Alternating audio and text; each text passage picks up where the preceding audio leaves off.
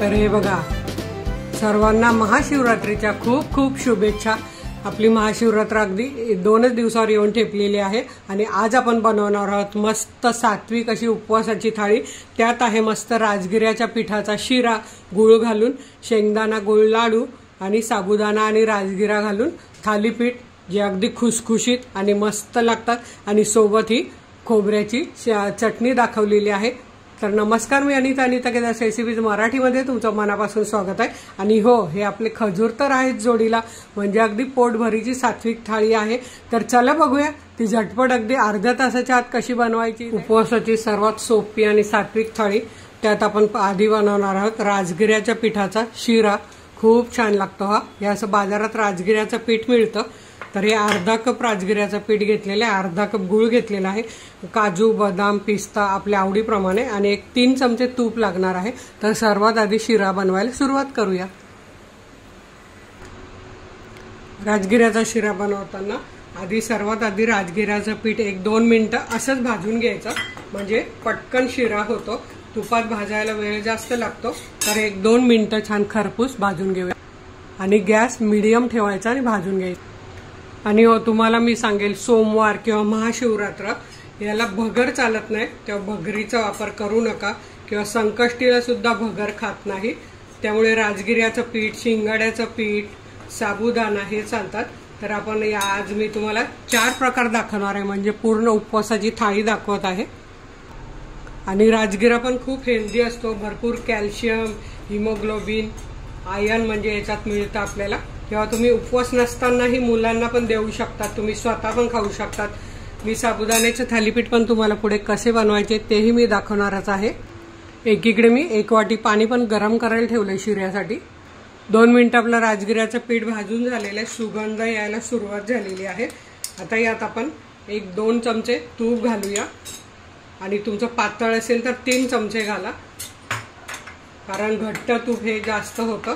हे बघा, आता हे आपण 2 मिनिटं भाजून घेऊया। यातच आपण सुका मेवा पण घालून घेऊया। हे बघा, पिस्ता बदाम आणि काजू, आणि नसेल आवडत नाही घातलं तरीही चालेल। आता हे आपण 2 मिनिटं छान भाजून घेऊया। आता इथे तुम्ही बघू शकता राजगिऱ्याच्या पिठाचा रंग छान सोनेरी आलाय, फक्त 2 मिनिटात, कारण हे अर्धी वाटी कमी आहे म्हणून 2-2 मिनिटं लागणार आहे। जर 1 वाटी घेतलं तर 3-3 मिनिटं। आता आपण यात हे गरम पाणी घालूया, साधारण अर्धी वाटीला 1 वाटी गरम पाणी लागणार आहे। आणि आता याच्यावर आपण झाकण ठेवूया आणि छान शिजू देऊया। आता पाणी घालून 1.5 मिनिटं झालंय, आपण बघायचंय उघडून। तर हे बघा, पिठाने पाणी पूर्ण शोषलेलं आहे। आता आपण यात गूळ घालून घेऊया। तर तुम्हाला किती गोड पाहिजे त्यानुसार गूळ घालून घ्या। मी अर्धी वाटीला अर्धी वाटी गूळ घालते। आणि हा ऑर्गॅनिक गूळ आहे, त्यामुळे तो जास्त गोड नसतो। जर साधा गूळ असेल केमिकल युक्त तर तो खूप गोड असतो। त्यामुळे हे अर्धी वाटीला अर्धी वाटी गूळ घालूया आणि याला पुन्हा 2 मिनिटं झाकण तसंच ठेवूया। तोपर्यंत आपण पुढचा रेसिपी बघूया। गूळ घातल्यावर 2 मिनिटं ठेवून गॅस बंद करायचा आहे, मधून एकदा हलवायचं आहे। आता आपण पुढची रेसिपी बघतोय, गुळ शेंगदाण्याचे लाडू। तर मी इथे खरपूस शेंगदाणे चांगले भाजून घेतले 1 वाटी। माझ्याकडे तर हे लाडू फारच आवडतात आणि त्याला पाऊण वाटी गुळ घेतलेला। गुळ असा चिरून घ्यायचा नेहमी। आणि आता हे आपण मिक्सरला फिरवून घेऊया। यात तुम्हाला जर जायफळ वेलची पावडर घालायची असेल तर घालू शकता, किंवा असेच पण बनवू शकतात। इथे आपलं मस्त गुळ शेंगदाण्याचं मिश्रण अगदी 3 वेळा फिरवलं, तयार आहे। आता याचे लगेच पटापट लाडू बनवून होतात। हे बघा, अजिबात वेळ लागत नाही, काय तूप वगैरे अजिबात घालायची गरज नाही। आणि हा लाडू पण खूप पौष्टिक असतो, अगदी तुम्ही मुलांना टिफिनला वगैरे पण देऊ शकतात। हे बघा, असे मी लाडू हे बांधून घेते। आता आपण बघूया पुढची रेसिपी। आता आपल्याला बघायचे साबुदाणा आणि राजगिऱ्या पिठाचे थालीपीठ, अगदी छान होतात ते। तर साबुदाणा हा असा रात्रभर मी भिजत घेतलेला आहे, म्हणजे साबुदाण्यावर धुवून घेतला 2 वेळा आणि एवढं पेरभर पाणी वर ठेवलं, म्हणजे साबुदाणा मऊ शिजतो आणि हे बघा असा फुटतो आणि त्रास होत नाही मेन म्हणजे। तर साबुदाणा असाच भिजवून घ्यावा नेहमी, एकदम छान मऊ होतो। आणि आता आपल्याला थालीपीठ बनवायचे, ते थालीपीठ तुटू नये म्हणून साबुदाणा हे काय करायचं ते मी तुम्हाला दाखवते। आधी आपण शेंगदाणे आणि मिरची बारीक करून घेऊया मिक्सरमध्ये। तर आपल्या आवडीप्रमाणे तिखट आपल्याला घालून घ्यायचंय। इथे मी शेंगदाणे आणि मिरची मिक्सरच्या भांड्यात बारीक करून घेते आणि मग तुम्हाला दाखवते पुढे साबुदाणे कसे करायचे ते। तर हे बघा, तुम्ही हे वेगवेगळं केलं तरीही चालेल। तर आपल्याला जेवढी मिरची पाहिजे तिखट तेवढी आपण करू शकतो। तर इथे मी 5 मिरच्या घेतल्या, 2 तिखट आणि 3 फिक्या मिरच्या, कारण अति तिखट पण चांगलं नसतं उपवासाच्या दिवशी। तर आता हे मी बारीक करून घेते। इथे तुम्ही बघू शकता आपले शेंगदाणे आणि मिरची असं बारीक रव्यासारखं बारीक झालेलं आहे। हे बघा, जाड रव्यासारखं, सॉरी। तर असं बारीक करून घ्यायचं आहे। आता आपल्याला साबुदाणे फुटू नये थालीपीठ म्हणून साबुदाणे या कटरमध्ये आपल्याला करून घ्यायचे आहेत। आणि हा आपण ही जी मी वाटी दाखवते, ही वाटी म्हणजे पाऊण कप घेतलेला आहे। तुम्ही 1 कप 2 कप घरात जेवढे मेंबर, आता माझ्याकडे पण आज काय कोणाला उपवास नाही त्यामुळे मी तुम्हाला कमी प्रमाणात दाखवत आहे। उपवास असल्यावर सगळ्यांना जास्तीचं म्हणजे घरात जेवढे मेंबर असतील त्याप्रमाणे। तर हा पाऊण वाटीचा भिजून 1.5 कप झालेला आहे। तर आता आपल्याला हा असा याच्यात फिरवून घ्यायचा आहे। असं एक 7-8 वेळा असं फिरवून घ्यायचं आहे, म्हणजे साबुदाणा छान एकजीव होतो। तर इथे तुम्ही बघू शकता साबुदाणा कटरमधून काढलेला आहे आणि छान एकजीव झालेला आहे। म्हणजे जो सुट्टा सुट्टा होतो तो छान मिळून येतो आणि थोडासा फुटला जातो।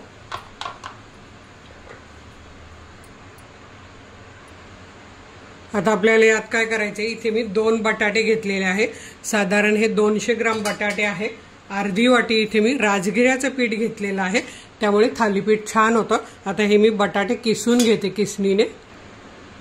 आता इथे आपले बटाटे किसून झालेले आहेत। आता यात आपल्याला हे राजगिऱ्याचं पीठ घालायचं आहे आणि हे शेंगदाणे जे बारीक करून घेतले ते पण आपण घालूया। चवीप्रमाणे मीठ घालून घ्यायचं आहे। हे बघा, थालीपीठाला जेवढं लागेल तेवढं।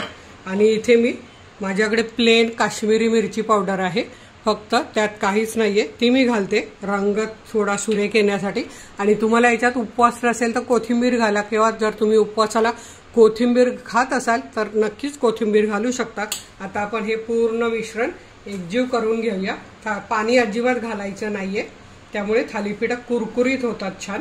तर आता हे मी सगळं पीठ मळून घेते आणि तुम्हाला दाखवते। आता इथे बघा आपला थालीपीठाचा गोळा तयार झालेला आहे। झाकून ठेवूया आणि पटकन अशी 2 मिनिटात होणारी चटणी बघूया। तर इथे बघा, थालीपीठाबरोबर चटणी बनवण्यासाठी मी इथे 1 कप ओला नारळ घेतलेला आहे। त्यात शेंगदाणे घालायचे, भाजलेले 1-3 चमचे शेंगदाणे आणि 4 आम्ही फिक्याच मिरच्या घेतलेल्या आहेत। तुम्हाला तिखट पाहिजे असेल तर तुम्ही तिखट पण घेऊ शकतात। थोडंसं यात आपल्याला मीठ घालायचं आहे आणि आधी हे फिरवून घ्यायचं आणि मग यात आपल्याला पाणी घालायचं आहे, कारण आधीच पाणी घातलं तर ते बारीक होत नाही। हे बघा, एक मी 3-4 वेळा फिरवून घेतलं।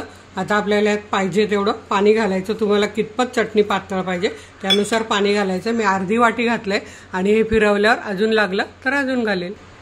इथे बघा, छान अशी आपली चटणी तयार झालेली आहे।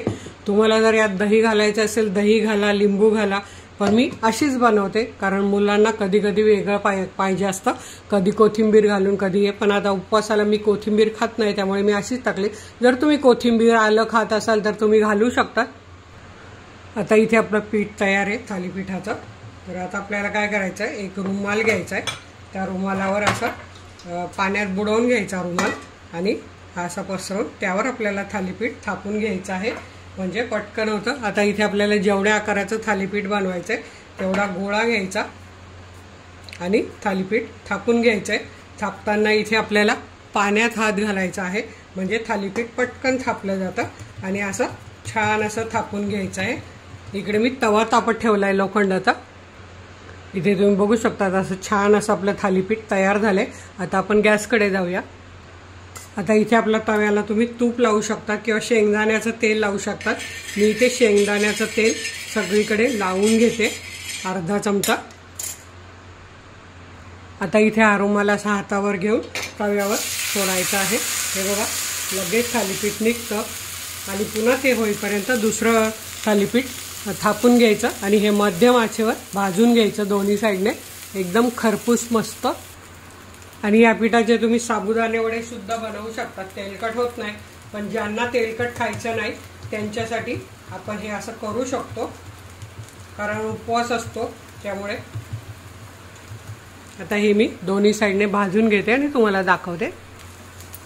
तर हे आपण असं पलटी करून घेऊया। इथे तुम्ही बघू शकता कसं सोनेरी रंग मस्त आलाय। अजून पुन्हा एकदा पलटी करून भाजणार खालच्या साईडने भाजल्यावर। इथे तुम्ही बघू शकता दोन्ही साईडने छान भाजलं गेलेलं आहे आणि आपलं खमंग असं थालीपीठ तयार झालं आहे। वरून छान कुरकुरीत आहे मस्त। आणि असं थापल्यामुळे हे बघा मीडियम साईज थापल्यामुळे हे छान असं खरपूस लागतं। आता मी दुसरं थापून घेते आणि तुम्हाला पूर्ण थाळी दाखवते। आपला इथे शिरा पण बघा किती छान झालेला आहे, परफेक्ट अगदी झालेला आहे आणि हा खूप छान लागतो। तर इथे तुम्ही बघू शकता अगदी कमीत कमी वेळात आणि जराही बिलकुल तेलकट अति तिखट नाही, सात्विक थाळी आपली शिवरात्र स्पेशल थाळी तयार झालेली आहे। तर तुम्ही सुद्धा नक्की करून बघा। आणि तुम्हाला उद्या जर आणखी उपवासाची थाळी बघायची असेल तर मला कमेंटमध्ये जरूर कळवा, मी तुम्हाला अजून एक उपवासाची थाळी दाखवेल जी सात्विकच असेल। तर बघा किती छान अगदी पोटभरीचं असं एवढी थाळी खाल्ली तरी आपल्याला दिवसभर काही खायची गरज नाही। तर नक्की करून बघा। व्हिडिओला एक लाईक तर नक्कीच करा आणि आपल्या मित्रमैत्रिणींना शेअर करायला विसरू नका। तर वेळात वेळ काढून व्हिडिओ बघितल्याबद्दल तुमचे मनापासून धन्यवाद। अशाच माझ्या छान छान रेसिपी बघा, बनवा, खा आणि हेल्दी राहा। धन्यवाद।